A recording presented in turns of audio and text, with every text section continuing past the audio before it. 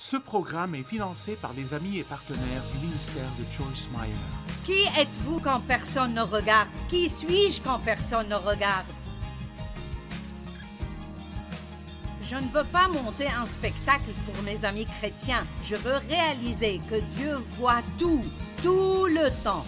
Il n'y a rien que je fais, ou pense, ou dis qu'il ne voit pas.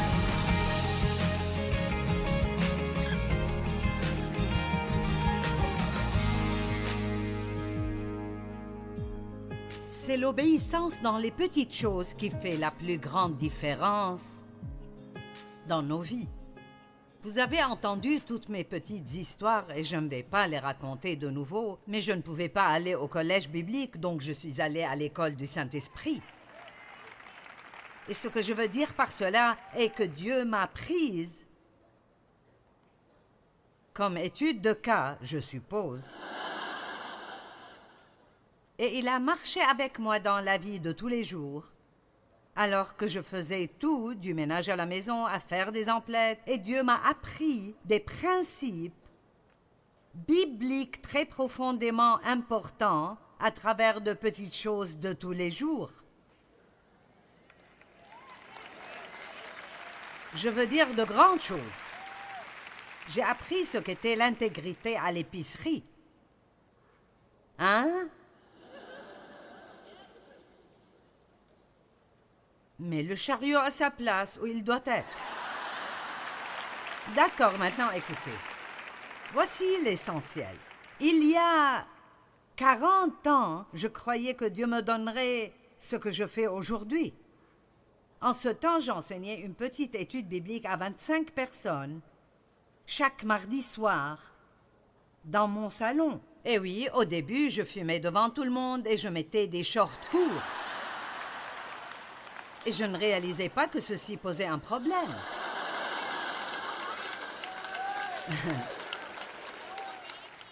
Mais ça n'a pas pris longtemps pour Dieu de me dire que je devais me mettre un peu plus de vêtements. Allez.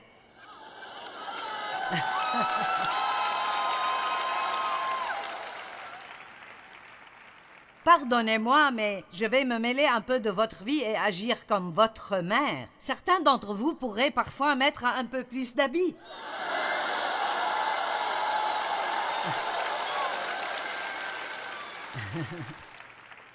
Comme mettre quelque chose de plus long là en bas ou hausser un peu ici.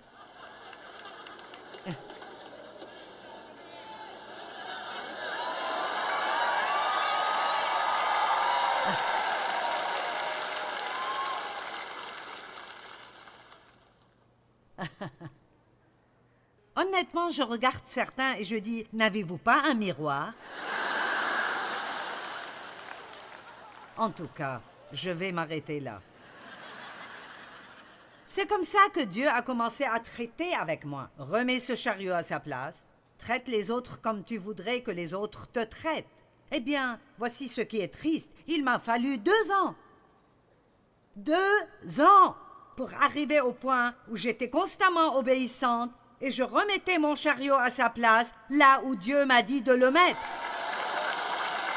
2 ans! Oh, nous avons fait des batailles à l'épicerie. Vous n'avez que peu d'argent et vous mettez toutes ces choses dans votre chariot et quand vous arrivez à ce dont vous avez vraiment besoin, vous réalisez que vous avez dépassé le montant il y a 4 rayons. Et donc, vous commencez à enlever toutes les choses que vous pouvez enlever, mais au lieu d'aller les remettre là où vous les avez prises, vous les fourrez n'importe où, et puis Dieu commence à dire « remets-le là où tu l'as pris ».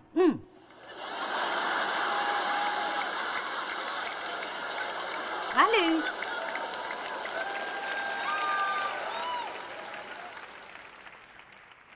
Personne d'autre ne le fait. Allez, cette excuse de « tout le monde le fait » doit cesser.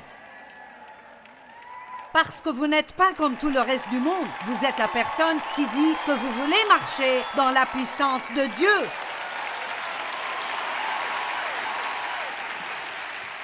Vous êtes la personne qui veut chasser le diable et savoir qu'il fuira. Eh bien, commencez à faire les petites choses.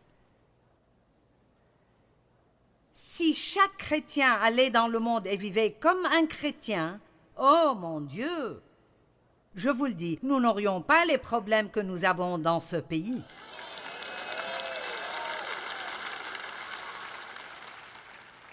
Vous dites, Joyce, tous les problèmes politiques ne sont pas de ma faute. Je dis juste que si nous brillons comme nous sommes supposés le faire, il y aurait beaucoup plus de personnes qui aimeraient Dieu et serviraient Dieu et il n'y aurait plus de place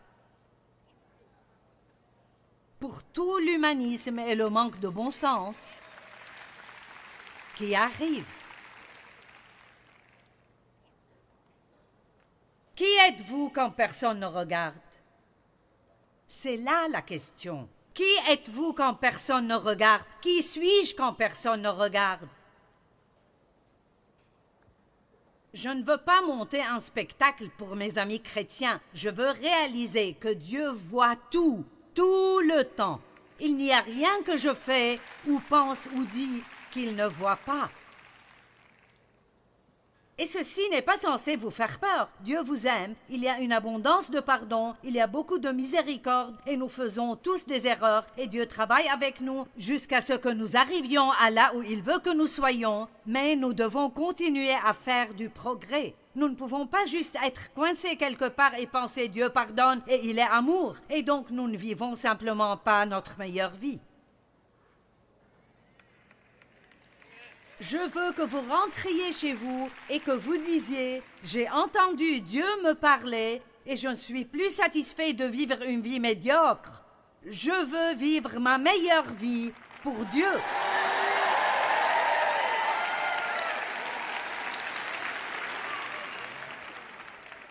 Je suis enthousiasmée. Quoi à propos de donner quelque chose que vous voulez garder?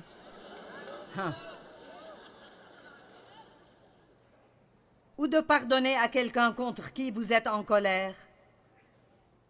Ou laisser Dieu être premier dans vos vies? Ou à propos de ne pas vous plaindre mais donner grâce au lieu de cela?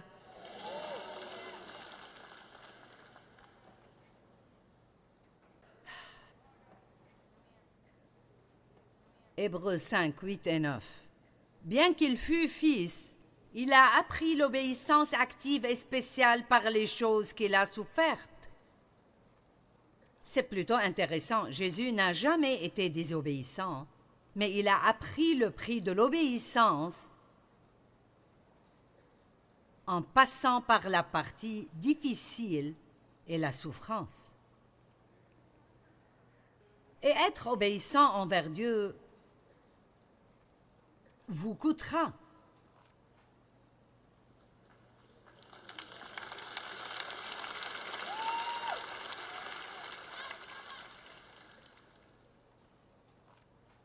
Le salut est gratuit, mais faites attention, l'onction de Dieu ne l'est pas. Si vous voulez vous élever au-dessus des personnes médiocres et vous voulez que la puissance de Dieu soit sur vous, eh bien, j'ai décidé il y a longtemps, je vais aimer Dieu et je vais le servir et je serai une véritable chrétienne, même si je n'aurai même pas un seul ami toute ma vie. Nous nous inquiétons trop à propos de garder nos amis. Tout le monde aime les amis, mais Dieu peut vous donner un ami qui restera plus près qu'un frère. Amen. Combien d'entre vous ont déjà compromis votre conscience pour pouvoir garder un ami? Vous voyez? Nous devons arrêter ceci. Vous devez être assez courageux pour dire « Non, désolé, mais je ne sens pas que c'est quelque chose que je devrais faire ou que Dieu voudrait que je fasse. » Occupons-nous plus de ce que Dieu pense que ce que les gens pensent de nous. Amen.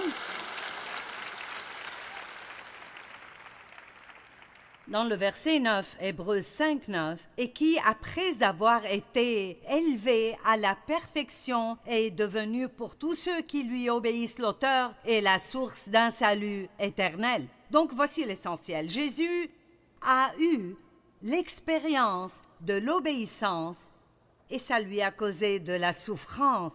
Mais cette expérience était ce qui l'a adéquatement équipé pour être notre sauveur. Laissez-moi le mettre sur un autre niveau. La seule raison pour laquelle j'ai quelque chose à dire quand je viens ici, qui a quelque chose de véritable et de vivant attaché, n'est pas que j'ai acheté un livre de sermons à $1 et que j'ai préparé un message bien conçu. C'est parce que je l'ai vécu et je sais que la parole de Dieu marche et je sais que vous pouvez être délivrés de n'importe quoi. Je sais que je sais que je sais. Mais ce savoir n'était pas à bon marché. Vous m'entendez? Ce savoir n'est pas à bon marché.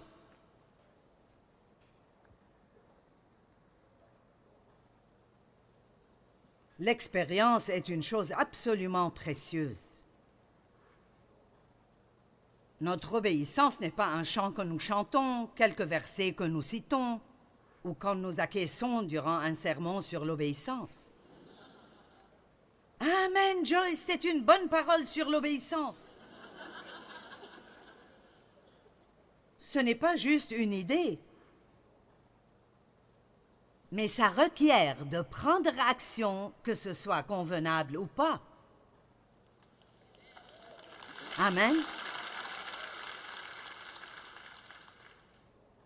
Vous n'avez aucune idée de ce que ça a coûté à certaines personnes de venir vous servir, de pouvoir vous dire ce qu'ils peuvent vous dire et que ça ait assez d'onction pour que Dieu puisse l'utiliser. Et je parle de tous ces hommes et ces femmes de Dieu qui portent en fait l'onction de Dieu et peuvent par leurs paroles transpercer les ténèbres dans votre vie. Et donc, qu'en est-il d'être interrompu par Dieu? Dieu nous demande rarement de faire quelque chose quand c'est convenable, ou facile, ou quand nous n'avons pas d'autre plan. En fait, quand il appelle, il me semble qu'il se fiche de ce que nous faisons. J'ai des plans aujourd'hui, Seigneur. Convenable veut dire adapté pour le confort personnel et la commodité, adapté à votre situation personnelle. De bons exemples dans la parole. Luc 9, 57 à 62. Pendant qu'ils étaient en chemin, un homme lui dit « Je te suivrai partout où tu iras. » Jésus lui répondit « Les renards ont des tanières et les oiseaux du ciel ont des nids, mais le Fils de l'homme n'a pas un lieu où il puisse reposer sa tête. » Oh, tu veux dire que nous n'allons pas rester dans un hôtel à 5 étoiles? Quoi? Je ne savais pas cela. Il se tourna vers un autre et lui dit « Suis-moi. » Et il répondit « Permets-moi d'abord d'aller ensevelir mon père. » J'aime cela.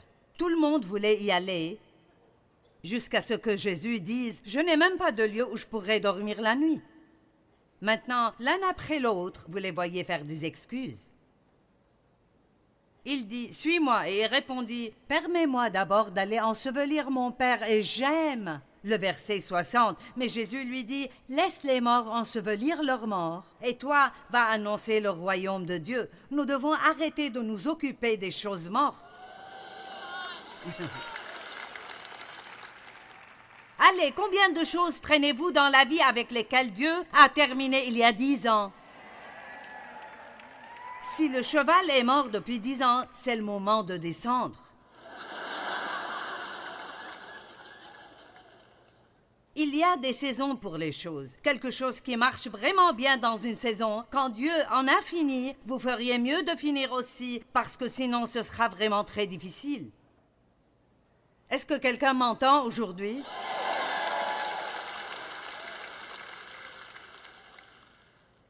Oui, résistez au diable et il fuira. Non, soumettez-vous à Dieu. Résistez au diable et il fuira. Un autre dit, je te suivrai, mais permets-moi d'aller d'abord prendre congé de ceux de ma maison. Il y a toujours quelque chose que nous devons faire d'abord. Donc, quand allez-vous commencer à donner financièrement dans le royaume ce que Dieu vous a dit de donner? Ce sujet ne vous intéresse pas, hein?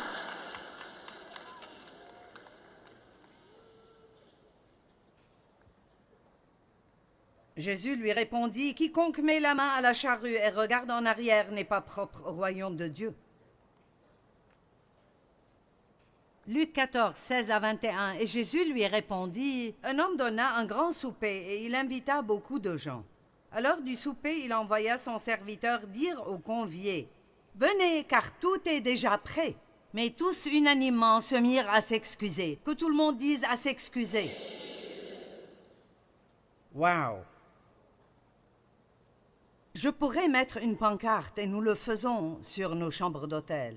Ne pas déranger. Mais quand vous mettez une autour de votre vie,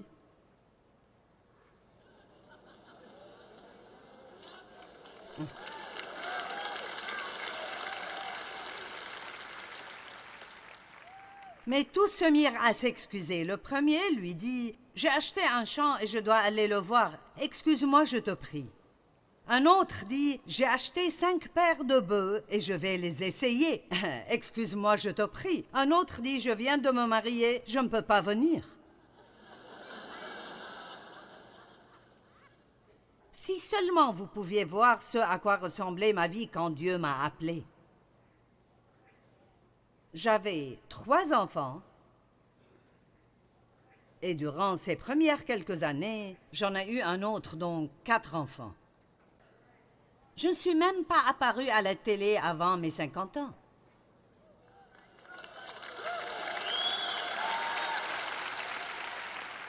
Et j'y suis depuis 26 ans. S'il vous plaît, ne me dites pas que vous ne pouvez rien faire parce que vous avez des enfants. Ne me dites pas que vous ne pouvez rien faire parce que vous êtes trop vieux ou parce que vous êtes trop jeune. Vous pouvez faire tout ce que Dieu vous demande de faire. Tout ce que Dieu vous demande de faire, vous pouvez le faire. Pensez-vous que ces années étaient faciles? Non, elles ne l'étaient pas. Je ne peux même pas vous dire combien elles étaient difficiles, parce que j'avais tellement de problèmes dans ma vie, du fait d'avoir grandi dans une famille dysfonctionnelle où j'ai été abusée. Je veux dire, j'avais des problèmes. Et pas seulement de petits, de grands problèmes. Et j'essaye d'appliquer toutes ces choses dans ma vie et agir comme une chrétienne. Et même enseigner à d'autres personnes. Et je ne sais pas pourquoi Dieu m'a laissé faire ça, mais il l'a fait.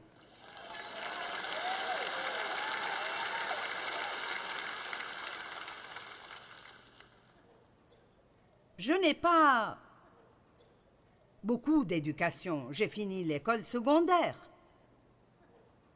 J'ai presque échoué en anglais.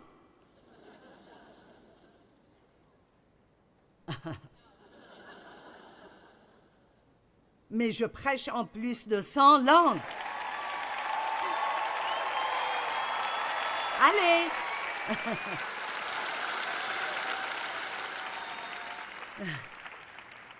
Dieu est juste si drôle. Si vous commencez à vraiment passer du temps avec Dieu, vous allez vous amuser parce que vous le verrez faire des choses et vous direz « Oh !»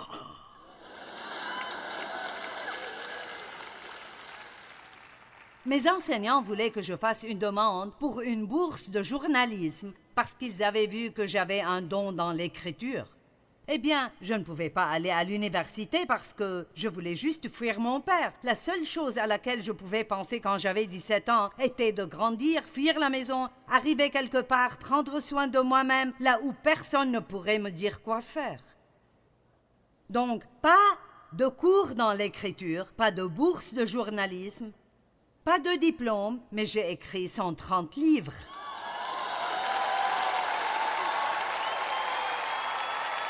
Maintenant, je ne me vante pas, je vous dis ce que Dieu peut faire.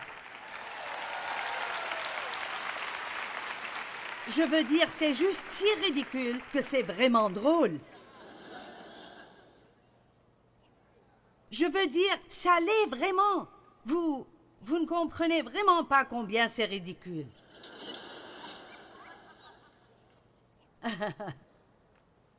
Et en parlant de pas dans la foi, Seigneur, aie pitié. Tout le monde veut être en sécurité. Nous voulons nous assurer que nous ne faisons pas de fautes. Eh bien, j'ai fait beaucoup de fautes, mais Dieu merci, j'ai pu faire des choses merveilleuses aussi.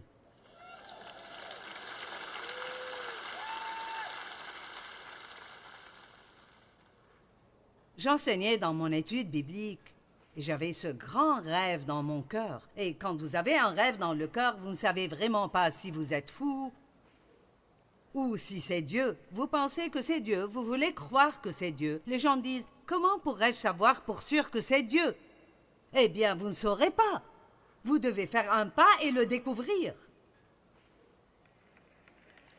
Et c'est la partie qui fait peur. Comment pensez-vous qu'Abraham s'est senti quand Dieu a dit « Laisse ta mère et ton père et tout ce que tu connais, laisse ta terre natale, éloigne-toi de tout et tout le monde et va à un endroit que je te montrerai, après avoir abandonné tout ce que tu as. » Allez, est-ce que quelqu'un voudrait faire cela? J'ai travaillé et je gagnais assez d'argent. C'était un très bon salaire pour le temps. J'avais une voiture de compagnie. J'étais dans le leadership de la compagnie. Mais entre mon travail et mes enfants, je n'avais pas le temps d'étudier. Je devais me préparer pour ça.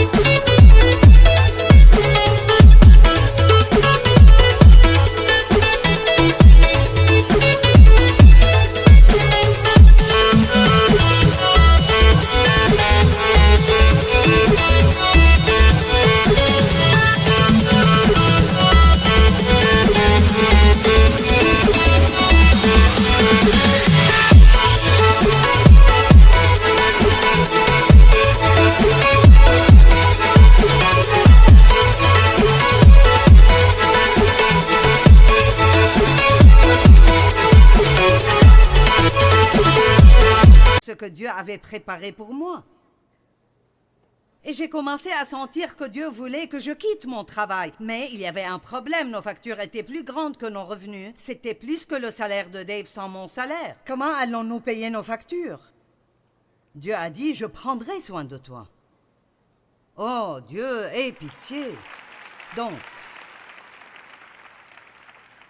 il me gênait, et me gênait, et me gênait. Vous comprenez ce que je veux dire quand je dis Dieu vous gêne? Jusqu'à ce que je quitte mon travail à temps plein et j'ai pris un travail à temps partiel.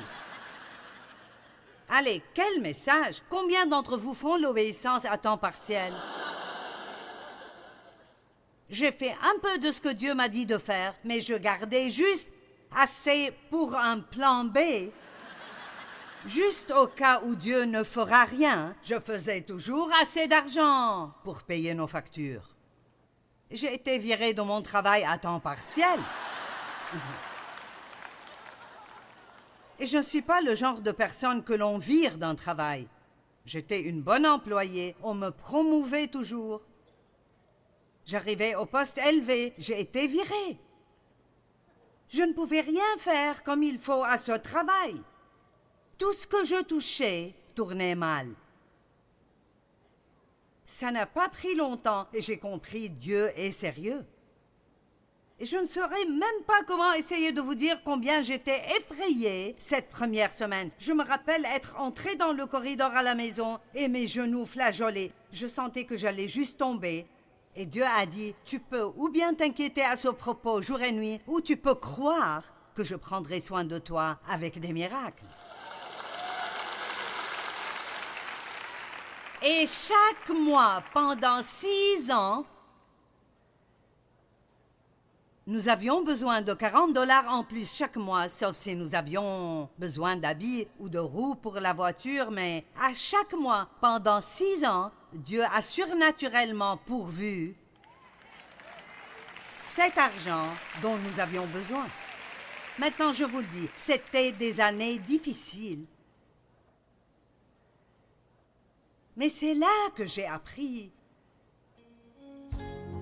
à faire confiance à Dieu. Et c'est pour cela que je peux vous dire, Dieu est fidèle. Mais vous ne pouvez pas être sauf tout le temps.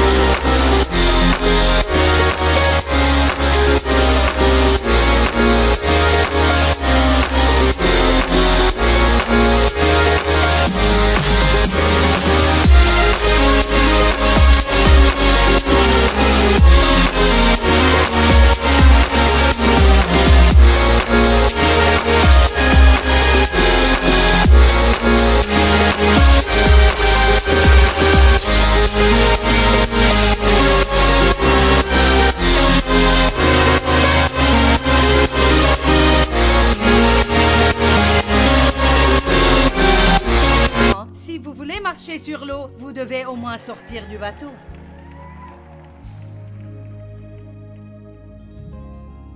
Dieu ne nous demande pas toujours de faire des choses quand ça nous convient.